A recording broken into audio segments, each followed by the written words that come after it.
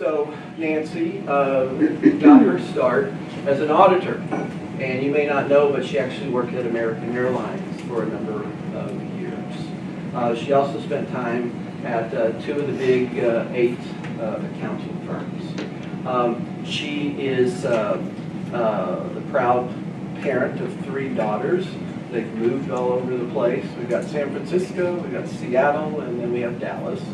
And she and her husband are very proud of all the achievements that they've had.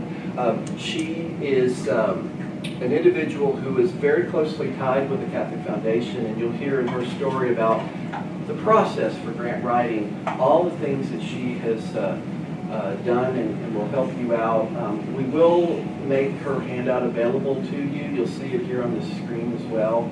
So we'll also be making this presentation available on our YouTube page, and we'll send a link out to you as soon as we're able to. She interacts with a number of you in this room. She has served on the St. Monica, a number of St. Monica committees, both as a chair and as a member, helping with their endowment campaigns and efforts. And she spends a lot of time with your organization that you'll be hearing about soon as well. So without further ado, let me introduce Nancy Poinsatte. Well, thank you. And I always like a prop, so we're going to run through a quick, very brief slideshow. And first I want to thank Bill and the Catholic Foundation. They are such a blessing to the Diocese of Dallas, as there are several foundations out there that really support all of our efforts, and it's wonderful.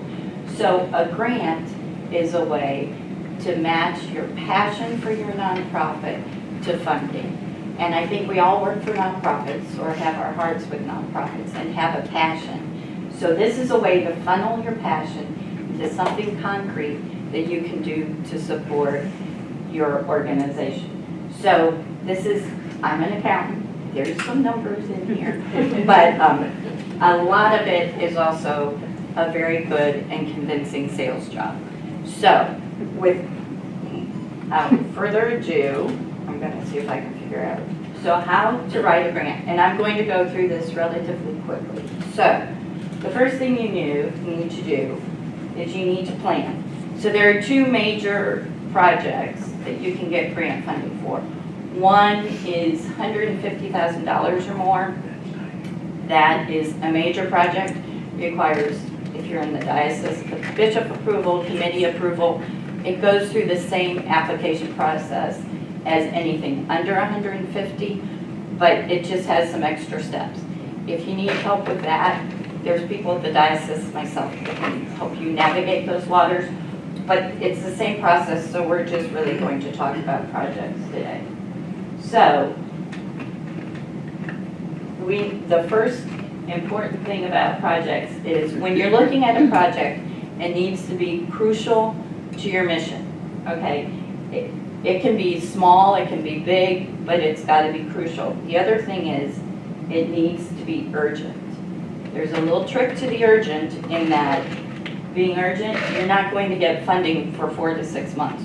So if the water main has broken, you can't write a grant. If you have security concerns and need security cameras, you can write a grant. So you need to look at the projects. You can sometimes combine them together. They can be anything from composing beautiful music for our masses and putting it out and supporting music ministers around the diocese. It can be doing COVID teaching and helping support math. Lots of different things you can do under your project, but you need to be very aware of those 3 things. So once you've got a project, you need to have a budget. Before you do anything else, because this tends to take the longest, if it's something that has more than one supplier, you need 2 to 3 bids. Here's your secret weapon. Okay. Cynthia Herndon at the diocese, she does all the contracts and whatever. She has a list of people that will come out and give you bids on projects. She's very willing to work with you. That's your first step, is if you need a fence, you call Cynthia, she'll give you a list. So you have the purchasing power of the whole diocese behind you. So they'll listen to you and come out to give you a bid. And then when you get the funding, you don't have to go through the process of getting your vendor approved by the diocese. It really cuts down your time. And she said I could give out her phone number. So I did check them. And the budget needs to be detailed. So if you're doing security and you've got a broken door that doesn't latch properly at a school, you might think about your card key access. And maybe those doors, there's a couple doors that need that. You just need a whole system because you're an underserved population school. So detailed. If it's teaching, you want to make sure training is in there. There's just every detail you can think of needs to go into your budget. So, and then you haven't written anything yet. This is just what you're starting with. Then you research, okay? So who are you going to ask? If you're $150,000 or more, you're probably going to have more than one source of funding. Typically, you want to keep your grant requests to $100,000 or less. So you go and you research. You need to know how the foundation wants you to apply. Do they want a letter of intent? Do they want a grant application? How do you start the process? So you start the research. I assume we're all Catholic organizations, so one of the things, a lot of foundations will not fund religious organizations, but you can figure that out very quickly. They'll tell you what they fund. So just do your research so you're not wasting a lot of time. Start with local foundations. Talk to Ann Latier. She is wonderful. She's great. She will answer any question, and she is like always available. She probably blocks my number occasionally. But no, I'm kidding. But she's a great resource, and she'll answer any questions you have. Karen Cooperstein at the diocese is contracted with the diocese. She will help you do research. She supports the entire diocese, so it's easier if you write it, but she will also help you write it too. But if you're wondering, I need 3 foundations, she'll say, these are the 3 you should target first. And if you apply to 3 foundations, you're 90% likely to get funding for your project.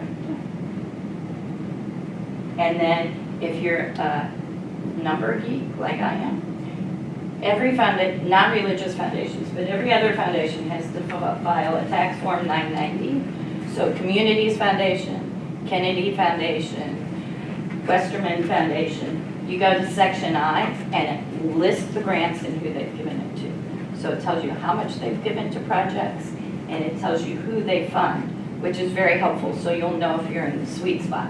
So if you need multiple funders, you can figure out how much you ask for everybody.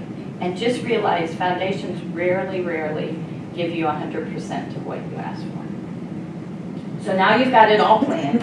You've targeted who you want to do. So a lot of them, including the Catholic Foundation, require an LOI. So an LOI is just an executive summary. So typically what is required, it's 1 to 3 pages, it's short. They don't want to read a lot. They get a lot of these. What you need to do is you need to sell your project, okay? So you need a statement of need that summarizes the proposal and the specific problem. Again, crucial and urgent. Why they should fund you over everybody else.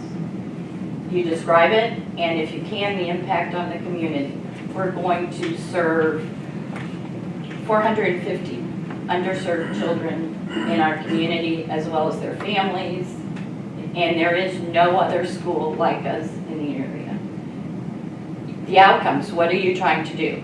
They want to know, so Foundation's role is they get money to help fund us. So that's their job, is to help give us money. But we need to make sure, they want to know that they can measure the outcomes so that they can go get more money to fund us. You want that detailed budget I've harped about? Sustainability. Your organization needs to be sustainable. They do not want to fund someone who will not be around in 3 years. So you really need to focus on how you're sustainable. And this is your opportunity, as I said, to sell your project. So you've written this awesome LOI, and they say, great, fill out our grant application. So all a grant application does is expand on those things. So you want a compelling narrative. You need to be a good storyteller. You want to say how you have all these adorable underserved children who really deserve a strong, quality, safe Catholic education. Then you've got your idea, you've described it, but you need to describe the history of your organization because they may or may not be familiar with you. So you need to have current programs with stats. And if you can back anything up with numbers, it's really helpful. So in this case, we can say down at SPSA that our reading on grade levels, 95% of our kids read on grade level. DISD down there, reading on grade level, 42%. We just are a better education option. So the current programs tout all your high points and your accomplishments. 100% graduation to high school. We partner with North Texas Food Banks. So quantify, and it doesn't need to be a lot, 2, 3, but major ones that people will connect with, that connect back to your story. Then you need to clearly state your goals and objectives. Like this was for safety for our kids because the back door had to be jiggled and but we upgraded our entire system. So you want goals and you want objectives. And if you're uniquely qualified to achieve this objective, make sure you mention that you're the only person in Southeast Dallas that's delivering this. Then you need to tell them how you're going to do that. This is very important. You need, guess what? A detailed budget. Again. And then you also need a timeline. So when you're talking and getting all those bids, you typically need to use your money within a year. Supply chain management.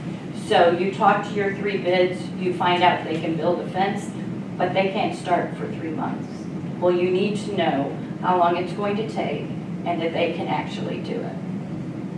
And that's why usually most grants require 2 bids. It's actually good to get 3. So in case you will need 2 to submit, you may find 1 isn't viable. Then you also have to say how you're going to evaluate the success of your project. So, and this is in every single grant you write, regardless, Catholic Foundation, Meadows, everybody, they want to know how you are personally, your organization is going to measure success. And in this case, we measured it by, now with the card keyed access, we know who's coming and going at the school and our children are safe. I'm writing one for a fence for security, a priory for a retaining wall. You're going to know how to measure success. Sometimes success is just, we're able to do our job. We're able to meet our mission. So, there's more paperwork that needs to come. So they're going to ask for attachments. Lots of paperwork. Every organization, including the Catholic organization, will ask for proof of 501c3 first-time applicants. Usually once you have applied, you don't have to do this. It's on the website. It's really easy. You go, you print it out, you're done, you submit it. You need current financial statements and an operating budget, again, to sustainability. It's okay if your budget is slightly in the red, but they're going to want to know that you're not always going to continue in the red. So if you have a budget that for COVID hits and your operating budget is low, you have a plan in the next 3 years to bring it back to the black. You can tell I'm an accountant. You'll need a list of your board of directors or parish finance council, someone who's your advisory board. They ask for different things, names, some want addresses, someone even want phone numbers, some want emails. So that you should have. And if it's a big project, they'll want other sources of funding. You're asking Kennedy Foundation, Catholic Foundation, they'll want to know what you've got planned and what you actually have obtained. And if you have a donor, that's great. You list them on there. You can put them anonymous, but if they'll let you use their name, that's great. Site visit. You're just going to explain site visit. Certainly extremely important. This is your chance to convince the trustees that show up that your organization deserves funding. And they have a lot of grant requests sitting on their desk. So this is your chance to introduce them to who you're serving, to really promote what you are doing and to convince them that you are worthy. And then when you get the money, because you're going to be successful, you have a final report that you need to submit. And this is important that you know your deadlines, so don't miss them. Because once you break the ice with a foundation, it is much easier to go back and get additional funding for your next project. Yeah. Right?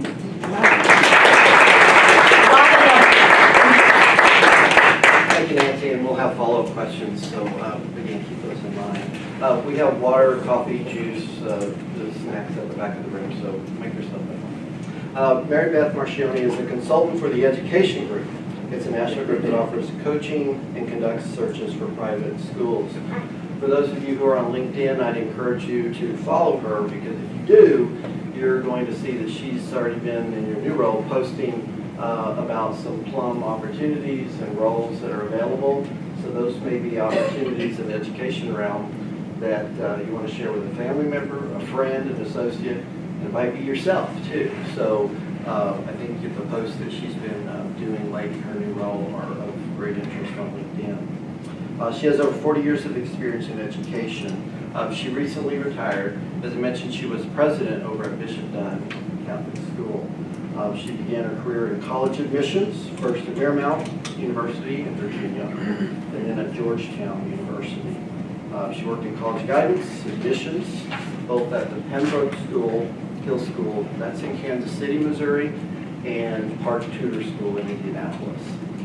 She earned a bachelor's degree from Iona University, that's in New York, a master's degree from University of Missouri, Kansas City, and she and her husband Jim are parishioners at Prince Peace Catholic Church, where their daughter-in-law teaches at the school, and they have 3 grandchildren who attend. So it's always great when I'm at Mass in our humble gym until our new sanctuary is open to look across the way, and I get to see a friend and Mary Beth across the way. So, Mary Beth, talk to you.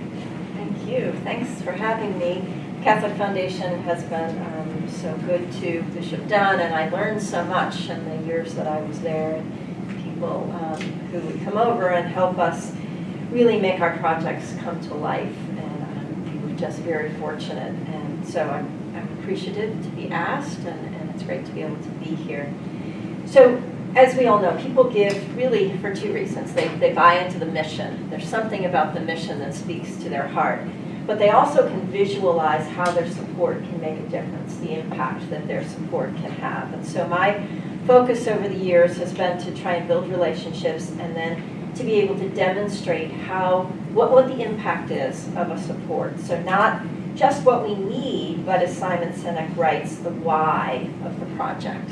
Why do we need this? Why do we want to do this? What's the difference? And as Nancy said, the site visit is so important, and it's at that point that you get donors excited about your project. They've seen the numbers. She's the numbers person. I'm not the numbers person. I'm a humanities person. And I lived in the world of numbers, of course, but I'm much more the humanities type. And so I want to get donors excited about our project, and they'll then become emotionally invested in what we're doing, and they'll want to be part of the success of that project because they've bought in, they've been there, and they've bought in, and they said, yeah, we got to do this. How can we make this happen? And so demonstrating the value of the project, the why, is really important. And I would suggest that you need to use your people.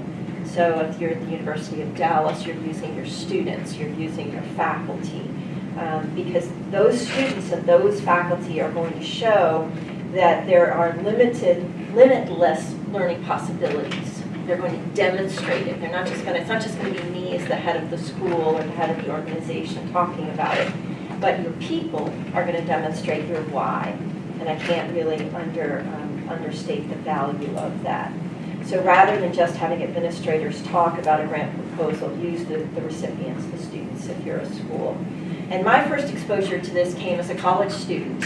And I'm sure at the University of Dallas you do this. You get your students out there. I made phone calls. I was on those phone-a-thons making calls. They actually, it tells you how old I am. They sent me to Washington, D.C. to run the phone-a-thon for the Washington, D.C. alumni of Iona, which now is, at this point in my life, I think that's insane. But they did it. They sent me as the student from New York down to Washington, D.C., and I ran this phone-a-thon because they wanted me to talk about my experience and to get other alumni excited and get them to talk about their experience. It still sounds a little crazy, but that was really my first exposure to demonstrating the impact of the gift for our campus. And the president at the time, a guy named Brother Driscoll, who became really a mentor for me, told me about how finding support for projects really wasn't the issue. Because I kept saying, how do you get the money? How do you find the money? You know, and he kept saying, Meredith, the money's not the issue. It's finding the project that's going to get people excited. Finding something really, truly that you engage with your donors. And I never forgot that all these years later. And so as a student, I made those calls to try and make that case. Over the years, I've been involved in a variety of projects. We had something at Bishop Dunn called Thanks for Giving. And it was designed to invite donors to come to campus and to invite a friend. So you get somebody who's already bought into the mission and ask them to bring along somebody who might be interested, who might be engaged, who might have a similar mission-driven perspective. And with only a short introduction from me or from the development director, we really turned it over to our students, and they made the case. They were the ones, we bring our musicians, so we had a few students who would play for them. Shortly around the time of our spring play, shortly after the play, we had the students do a very short one act. So they could demonstrate how the arts were a part of our campus. They're showing the why you come to our school, why you give to our school. A faculty member can demonstrate a lesson plan. So not saying, here's what I do, but literally demonstrate as though you are the students in the class. And so our donor base is learning, or our grant committee, the trustees for a grant are on campus, and they're actually learning, not just hearing, not just being told, but as teachers we know demonstrating is way better than just telling people. So they're understanding the why, which is so powerful. We have students who can show and talk about a project that they're working on. Have your artists demonstrate their work. Actually come and bring a piece of work, talk about the process for creating that project and how the finished product fit into their vision. And that's going to impact them as they go to college, or if you're in elementary school, how it impacts them going to high school, and their work really beyond that. So demonstrating the work, not just talking about the work. Athletes can talk about their sport and then talk about what they're learning as an athlete on a team, the leadership skills, the skills that are going to be with them long after they stop playing a sport. But that basketball player who's talking about learning how to be accountable, learning how he or she learned how to work with others, how they led their group, and those skills are so transferable to their later lives. Have graduates come and talk about how the experience impacted their life beyond your campus. So talk about when they get to that college math course, they were in a math course in high school that was well beyond what their peers were having, and so they got to college so much better prepared. That makes the donor think, wow, this is sustainable. This is something that's going to impact this school and these students, not just in the 4 years or the 8 years that they're with us, but well beyond. I've had parents come and talk to our donors about their child's experience, about the experience that their child took from that school and brought with them to the next level. And again, how much better prepared they were socially, emotionally, academically.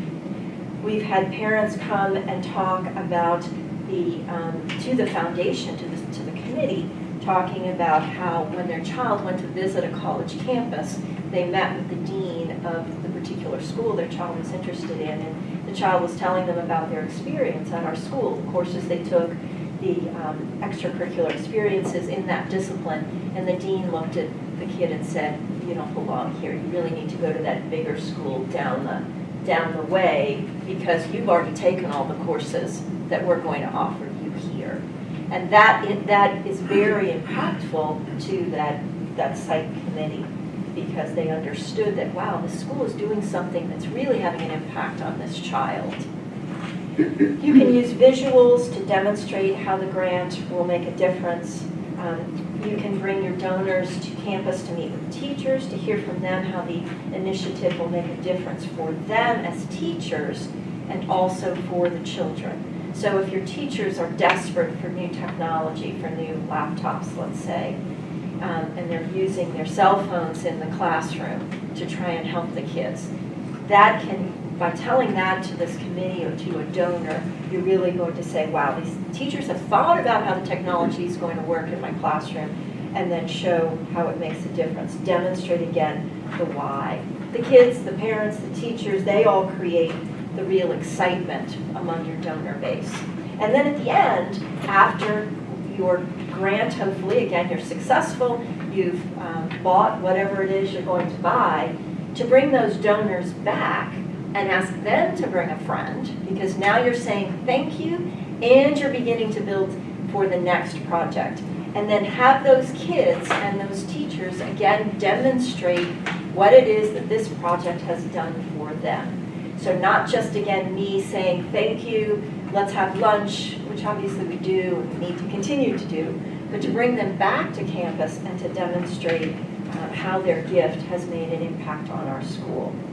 Donors want certainly to advance the mission, but they also want to feel good about their gift. And so using your assets to help demonstrate that is really important.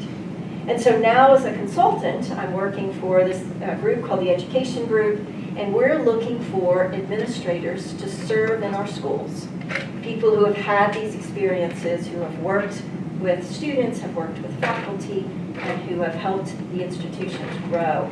And through projects like these various projects you're going to grant, you're going to write, you're developing all these experiences that will be with you as you move forward and move on to continuing to advance the mission of Catholic education or the Catholic faith in our other nonprofits here in Dallas. And so thank you. Thank you, Bill.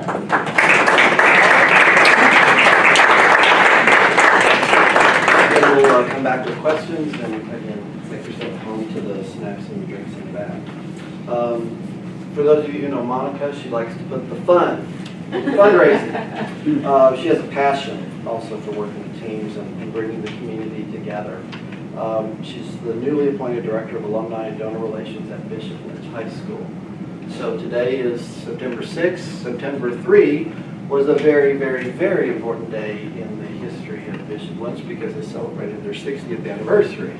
And for those of you who venture out towards East Dallas, you know how much Bishop Lynch is really part of the community. So 60 years, and we'll hear more about that from her in just a moment. She has over 20 years of nonprofit experience in Dallas, both as a development professional and a board member. She worked on dozens of fundraising projects, just to name a few. They include Bishop Lynch, Diocese of Dallas, Halo Initiative, the Bishop's Invitational Golf Tournament, Community Partners of Dallas, BJ will appreciate, Jesuit Dallas, right? Ursuline Academy, and St. Thomas Aquinas. Over the last 8 years, she's combined served schools in the DFW Metroplex, raising funds for over 2,000 need-based scholarships.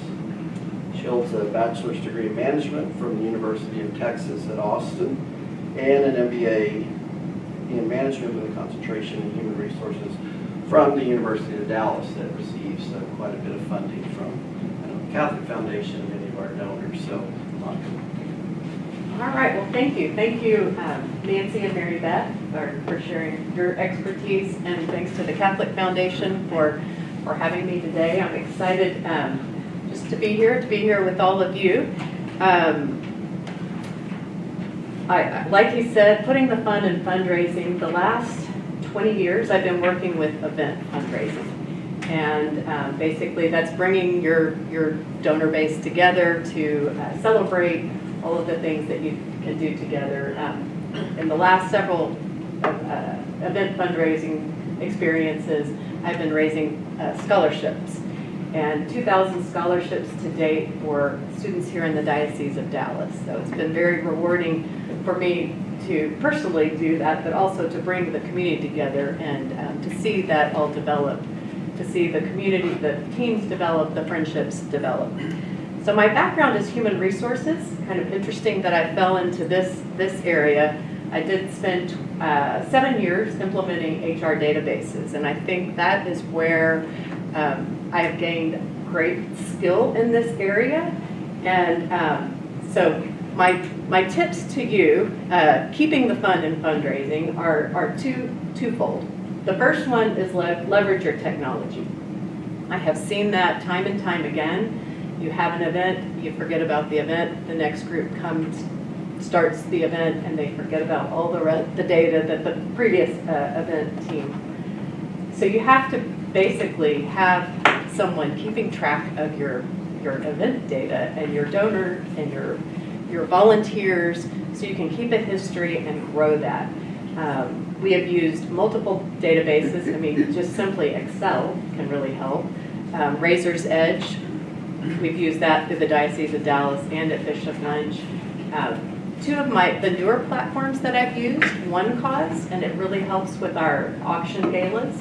And Jennifer LaFont shaking her head, she helped us with reservations. And GiveSmart. The platforms, I mean, my experience is back from 1991 with databases, so the databases have come a long way with the text to give, the QR codes that they will generate. So basically my first tip is leverage your technology and make sure you spend enough time in that area. Maybe you need some grants to do that. It's definitely an important piece to fundraising and to continuing the process. So the next tip is time. These events take a lot of time. I normally say a year, and a year in planning. But the last couple of years, we've needed to reserve space 18 months out to get ballrooms, golf courses, stuff around Dallas is filling up like crazy. So allot the time basically to find your event space, allot the time to the team. The team needs time to gel, grow, to figure out like what they offer to the event. You need to spend time finding those volunteers, having co-chairs. Is Dawn still here? Having co-chairs for your event. Spend time thinking about who embodies your nonprofit. Who is your number one volunteer? Maybe someone that's benefited from your nonprofit. So spend time thinking about co-chairs. I love to have couples. So a couple couples as your co-chairs. They bring their family, they bring their friends into the group, and they also bring their expertise.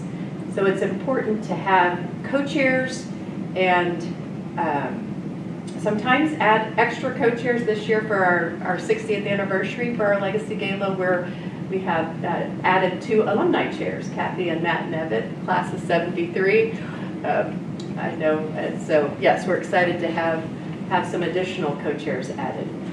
So additionally, so the time that needs to be spent finding the event space, spending time with the teams, also spend time with the leadership, the team leadership, to have meetings with them, make sure they're feeling comfortable. There's a lot of anxiety when you invite co-chairs into the space. So to have regular touch bases, I normally start bi-weekly, Tuesdays at 2 for 30 minutes. whether that's in person or via a Zoom or by phone. Just having that regular touch base really helps. It helps calm their nerves. And yes, people are going to buy your raffle tickets. They're going to buy tables. They're going to buy golf teams. It just happens, but that's not how the co-chairs feel initially. So you have to give them comfort that this is going to happen. The community will come together. So spend time with those co-chairs, and then as it gets closer, spend time with the groups that are fundraising for you, whether that's the underwriting teams, the auction solicitation, or the teams selling golf tournaments, golf teams. I do like to put in little small jobs for people that maybe have time to come up to the school to stuff envelopes, or time for people to come to the event if they want to volunteer at the event, but they don't want to commit to a full team. So I do like to make sure I have a little bit of variety for each one. And the teams that we have been putting together, the most success is when we have teams 75 to 100. I know that sounds like a lot. That's why you use your technology to keep track of everyone, also to communicate with everyone. I've seen most success with those teams that have both a history.